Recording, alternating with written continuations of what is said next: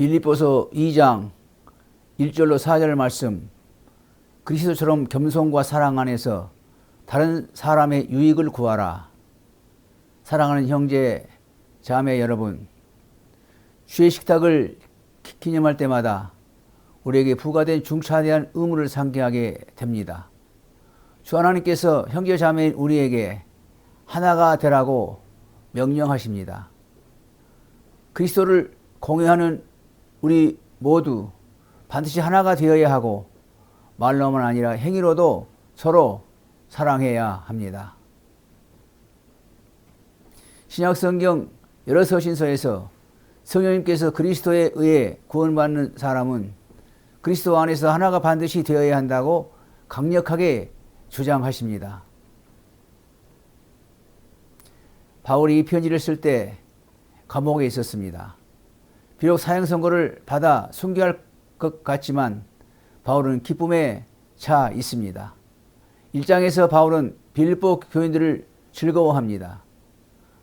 그 이유는 그들이 믿음으로 복음을 받아들이고 믿음으로 행동으로 옮겼기 때문입니다.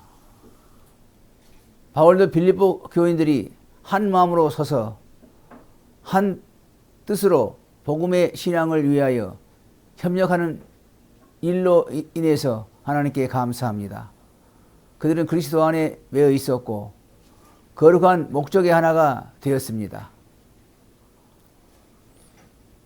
이 같은 일 가운데 많은 것, 즉 좋은 것과 좋지 않는 것, 둘 다 우리에게도 해당할 수 있습니다. 하나님께서 당신의 성령으로 여기 우리 가운데 일하고 계십니다. 그 이유는 복음이 믿음의 행동으로 옮겨지고 교제가 즐겁게 이행되고 서로의 유익을 위해 은사가 활용되고 있기에 이렇게 말할 수 있습니다. 우리의 연약함으로 우리의 도움이 필요로 하는 사람에게 실망을 줍니다. 이렇듯 그리스도의 교회로서 우리는 빌립보서 2장 1절로 4절에 나오는 주님의 명령에 귀를 기울여야 합니다. 저는 다음과 같은 제목으로 하나님의 말씀을 설교하고자 합니다. 그리스도처럼 겸손과 사랑 안에서 다른 사람의 유익을 구하라. 1. 하나됨의 견고한 토대.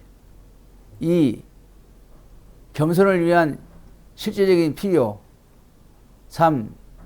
사랑의 적극적인 표현. 첫째, 하나됨의 견고한 토대. 교회가 어떻게 하면 하나가 될 수 있습니까? 우리는 분명히 공통점이 있습니다. 하지만 다른 점도 있습니다. 시각과 견해와 개성에 따라서 다릅니다. 하나됨이 어디에서 나옵니까? 하나님께서 우리 본문에서 말씀하시는데 두 구절을 잘 보십시오.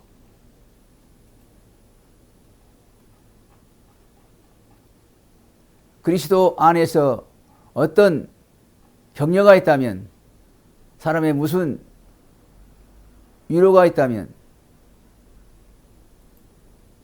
성령의 무슨 교제가 있다면, 무슨 긍휼과 자비가 있다면 이 일은 접속사 따라서라는 진술에 나옵니다.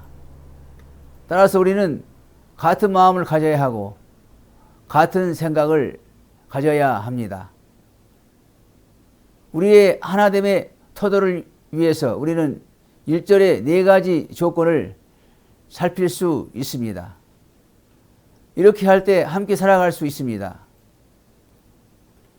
하지만 바울이 1절에서 조건 무엇이라면 하고 4번 말할 때 실제로 불확실한 것은 전혀 없습니다. 바울은 헬라어 원문에서 이 말을 적을 때 이 모든 조건을 사실로 간주합니다. 너희가 성령의 무슨 교제가 있다면 교제가 있다. 이 모든 조건으로 이미 현실입니다. 어떤 의미입니다. 바울은 받은 공동체에 말합니다. 이 공동체는 예수님을 주로 받는 교회입니다. 이미 그들은 성령으로 충만합니다. 하나님의 긍휼과 자비를 경험하고 있었습니다. 어쩌면 여러분은 바울이 하는 바가 무엇인지를 알 수 있을 것입니다. 1절에서 하나님의 선하심을 쭉 열거하므로 바울은 하나님의 모든 자녀에게 요구하셨던 의무를 설득하고 있습니다. 그 이유는 그리스도 안에 있다는 말은 하늘에 계신 아버지가 우리를 당신의 친아들이신 예수 그리스도를 바라보시는 똑같은 방식으로 보신다는 뜻이기 때문입니다. 우리가 믿음으로 그리스도의 하나가 되었을 때 하나님은 우리를 당신의 사랑하는 아들로 간주하십니다.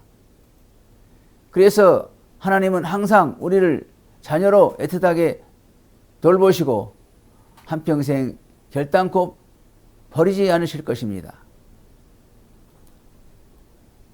바울은 첫 번째 조건절 다음에 곧바로 두 번째 조건절을 말합니다. 여러분이 무슨 사랑의 위로가 있다면 여러분이 진짜로 사랑의 위로가 있습니다. 그렇다면 이 위로가 어떤 것인지를 드러내십시오. 여러분이 그리스도의 풍성한 사랑을 경험했다면 형제 자매들을 적극적으로 사랑하라고 요구를 받았습니다. 나는 여러분에게 바울이 2절에서 말하는 바를 강조하고자 합니다. 2절은 의무 하나를 열거합니다. 즉 따라서 같은 사랑을 베풀라. 사도가 여기에서 말하는 같은 사람은 무엇입니까? 하나님의 사랑과 같은 유형의 사랑으로서 조건 없이 거저 베푸는 사랑이며 진리 안에서 행하는 사랑입니다. 이와 같은 사랑이 우리 가운데 교회에 있어야 합니다. 우리가 성령의 교제가 있다면 세 번째 조건절로 우리의 하나됨의 토대를 상기시킵니다. 바울은 빌립보 교인들에게 내가 행하는 바를 나는 안다라고 말합니다. 우리에게도 말합니다. 성령님께 기도할 때 성령님의 강권하시는 힘을 선물로 받습니까? 성령님이 여러분에게 성경을 이해하는 통찰력을 주십니까? 성령님께서 힘든 날에 용기를 주십니까? 여러분의 성령을 가지고 있다면 성령님은 동료 신자를 사랑하도록 여러분을 움직이실 것입니다. 바울은 다른 곳에서 우리가 그리스도의 한 몸이며 그리스도의 한 성령으로 충만함을 받았다면 고 말합니다. 여러분이 그리스도를 교제한다면 여러분의 형제 자매들과도 교제해야 합니다. 이 교제는 사랑과 기쁨과 평화와 인내와 친절의 열매를 가득 차 있습니다. 바울은 2절에서 하나됨의 또 다른 절과 즉 한 마음을 내놓습니다. 성령님이 우리에게 충만하다면 성령님이 우리의 마음을 변화시키시고 우리의 생각을 하나님을 기쁘시게 하는 방식으로 베푸시고 거룩한 사고방식으로 변화시키십니다. 하지만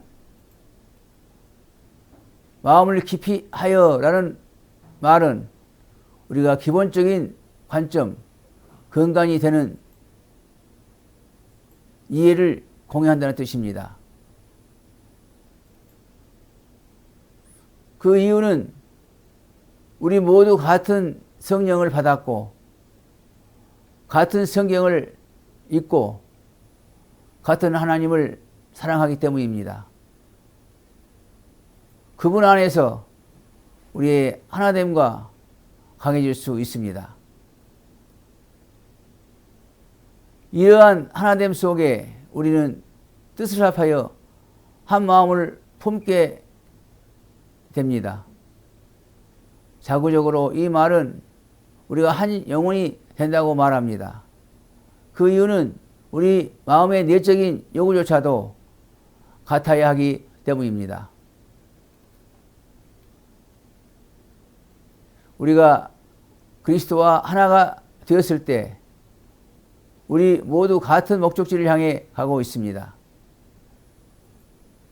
우리가 동일한 것에 의해서 움직이고 있습니다. 이것은 서로에게 상기시켜야 하는 바이기도 합니다. 즉 우리는 이 땅에서 하나님을 섬기고 그리스도를 영화롭게 하고 그의 왕국을 도래하도록 만들기 위해서 여기에 있다는 것을 말입니다. 우리를 하나로 묶는 것으로 되돌아가서 이것은 마지막 조건절입니다.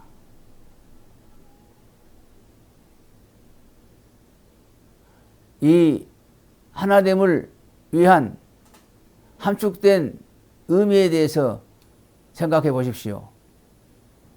여러분이 하나님의 긍휼과 자비로 복을 받았다면 긍휼과 자비를 보여주어야 합니다.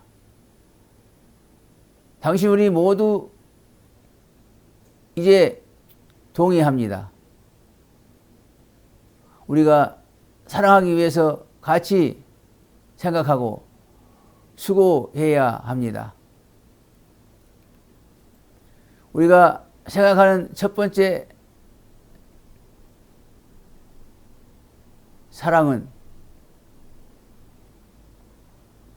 어려움에 처해 있거나 고통 중에 있거나 질병으로 시름하는 사람들입니다. 확실하게 기억하십시오. 그리스도의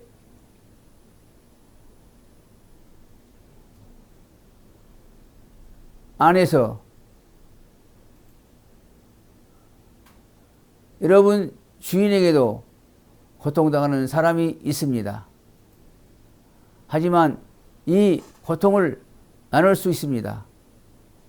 함께 질 수 있는 점입니다. 서로를 돌보는 것은 우리의 특권입니다. 하나님의 긍휼과 자비를 받은 우리는 긍휼과 자비를 반드시 베풀어야 합니다. 우리는 다음과 같이 물어야 합니다. 우리가 마땅히 하나가 되어야 하는 것처럼 하나가 되어 있습니까? 주 예수 그리스도 안에 있는 사랑하는 형제 자매 여러분, 정신과 목적이 하나입니까? 우리 사이에 상호 사랑과 애정과 자비가 있습니까? 우리가 해야 할 일이 많다는 데는 의심의 여지가 없습니다. 그러기에 두 번째 논점을 살펴봅시다. 아멘. 들어주셔서 감사합니다.